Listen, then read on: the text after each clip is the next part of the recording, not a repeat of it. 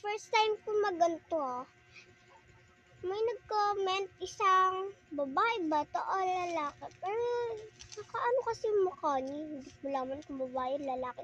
Basta daw bumunot ako dito. Yan. Bumunot daw ako dito. And bubunot na ako guys. Nakapikit pa ako. Oy, ang swerte niya.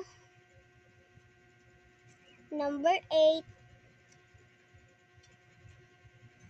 Hanapin ko lang ng number 8. Nasa person lang pala yung 8. Bubuksan ko na muna. Yan, may ano ako dito. So, wait lang nga guys. Bubuksan ko na nga guys. Ang swerte niya. Yung goma lang hindi.